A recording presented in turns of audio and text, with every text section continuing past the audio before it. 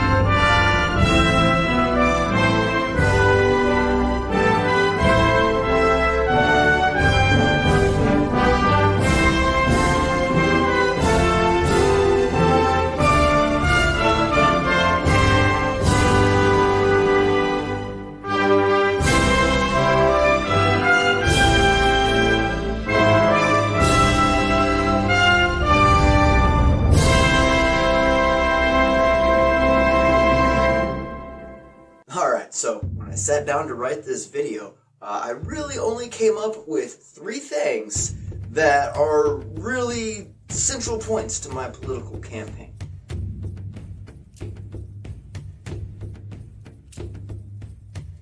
1, I want to preserve our spoiled American way of life well into the future by ensuring a swift transition to clean, sustainable energy.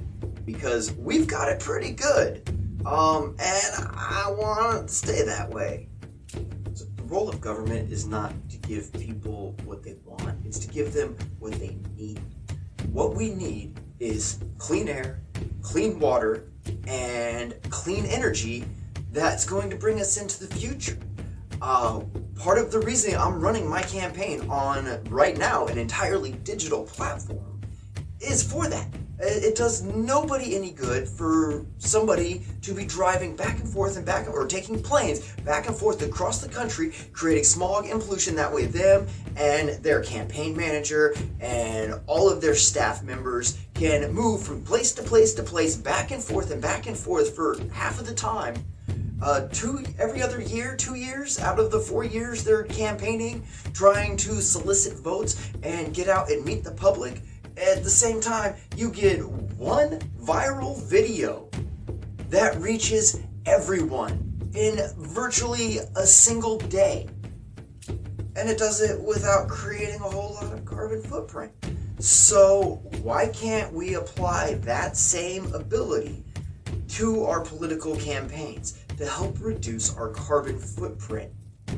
Running a digital campaign also cuts down on overhead costs and expenses such as travel, hotel, lodgings for me and all of my campaign staff. Instead, it's all through shares. So everybody shares, you tell your friends, they tell their friends, word gets out. That's how it works.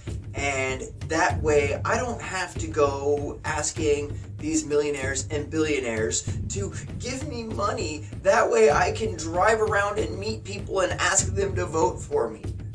Instead, I can just focus on issues that are relevant to everyone, like our shared biosphere. We all live in it. We should protect it.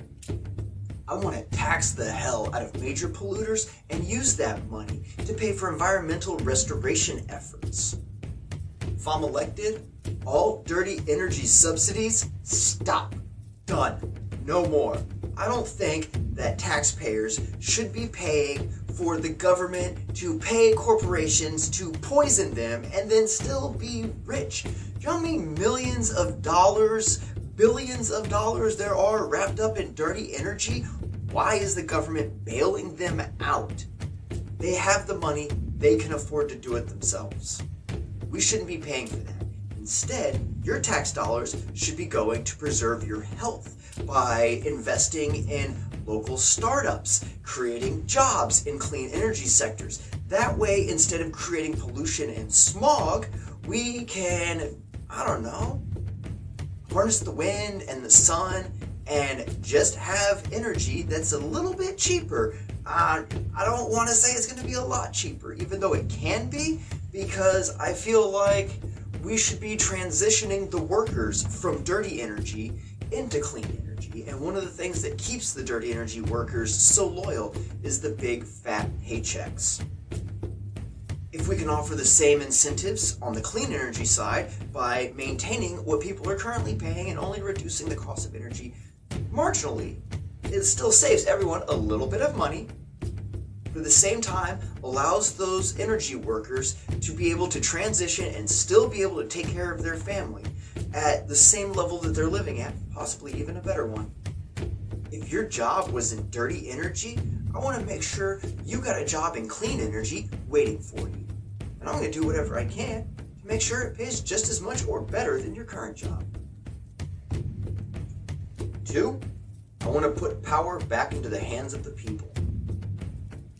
In order to restore balance and return power back to the hands of the people, one of the key things we need to do is get rid of this two-party stranglehold on the White House. Because as it stands, it's just the red team and the blue team fighting for power, and in order to win the political nomination of either of the two main political parties, you have to raise a certain amount of money. Not a certain amount of donors, a certain amount of money. Which means that as long as you are willing to cater to whoever's giving out the most, you shoot to the top. These people are going to represent the people who are giving them donations. Whoever gives them the biggest donation is going to get the best representation, because that's the person who's paying for them to get the job. It doesn't matter what their representatives tell Congress or the president that they want if those people just veto it or it never makes it past their desk. So what's the point in having representation if it's ignored?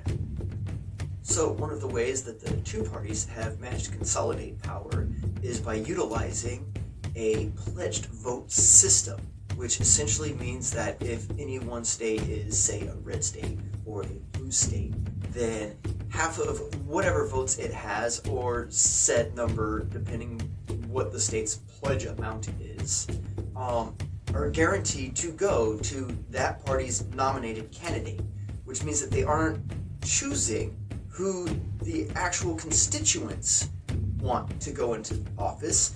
They are guaranteed, before anybody's even selected, to go specifically to a party. Alright, so recent legislation over the past couple of years that has gone through has made it finally, for the first time in over a decade possible, for an independent candidate to actually run for the presidency with any chance of winning. If I'm elected, you can bet there's going to be an executive order banning pledged votes permanently. Because the Electoral College should function as it's intended to, as a way to interpret the will of the American people, not the agenda of one particular party or another. 3, I think politics should be fun and entertaining and engaging, because it's something that affects everyone. And it's meant to have the say of everyone involved. And when people don't participate, we get these lopsided systems that don't benefit everyone. So I think that we need to make politics something that we can all enjoy.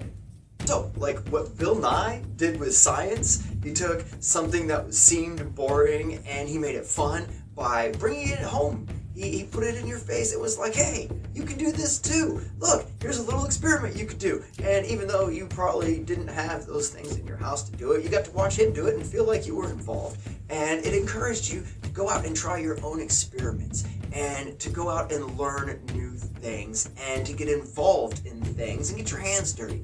So I want to apply that same kind of principle to politics. Because it is very important and everyone should be involved. And I think that part of the reason that politics stays so drab and boring is they want you not to pay attention, because as long as you're too busy working to pay rent, you won't actually make an effort to change your world. Now, I don't know about you, but I'm trying to change things. I don't like the way they are, and I'm not content with just sitting around and complaining. I am now out trying to actively change things. And I think that one of the things we need to change is getting people involved. So one of my ideas is, I think it would be cool if there was an app or a web page or something that you could go to. You could type in your voter ID and your password or whatever, log in, and you put in your zip code, and it tells you everything that's relevant to you in your area. It gives you a list of all the candidates, gives you a list of all of your current representatives. It has a direct link to their phone number and their email. That way you can get a hold of them. You should be able to just click several boxes and contact all of them at once. If you want to send them all a nasty email to tell them that they're not doing a good job, or to tell them, hey man, thanks, you're doing great, whatever the case may be, you should have that access, because that's what makes democracy great, is being able to contact and interact with our elected officials. We have the technology now, we should do that. And while we're doing that, we should also take the advantage to chart what our elected officials have been voting on. So if, for example, there is something along the lines of an abortion bill coming up, and your elected official ends up voting one way or the other, and you may or may not agree with that, but you can actually go on and click your little personal vote of what you think they should vote for, which may help sway their vote when they see how many people are involved and what the actual desire of their constituency is, instead of just hearing from their financial backers what they want to happen. It will give everyone a louder voice. And then we can actually see side by side what percentage of people voted yes and no for this, and how the elected official actually voted yes or no. And that will give an opportunity for the people to say, hey, whoa, we wanted this, and this is our proof. And we can hold our elected officials accountable for their actions, and that will help us root out corruption in the end. And it'll be fun. I also think another cool way that we could put the power back in the hands of the people is by rewriting the tax code to where you're able to allot what your taxes go to. If you don't believe in certain social programs, you should be able to say, no, I'm not going to pay taxes that go into that. I mean, it's going to defund a lot of things, but at the same time, there's also going to need to be limitations, because nobody wants to pay for the fire department until their house is on fire. So if we want to put an end to political corruption and create a sustainable future, that way all of our kids can grow up in a clean, healthy environment, then we need to elect someone who is one of the people.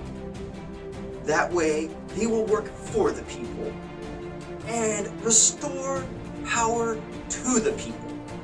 So unlike other politicians that are vying for the same job, I'm not trying to accumulate power for a whole lot of personal benefit. I just want the opportunity to ensure that my species has the greatest chance for survivability in the future. Historically speaking, one of the best times to enact lasting, drastic changes is on the tail end of economic collapse. Right now in history, we're in a very unique time, at the tail end of economic collapse, with all of this coronavirus going on. On top of that, we also just got legislation that is going to allow an independent candidate to run for this actually. It's almost as if the stars are aligning to make this happen. I just need your help. Let's get this movement going. We need something better than the lesser of two.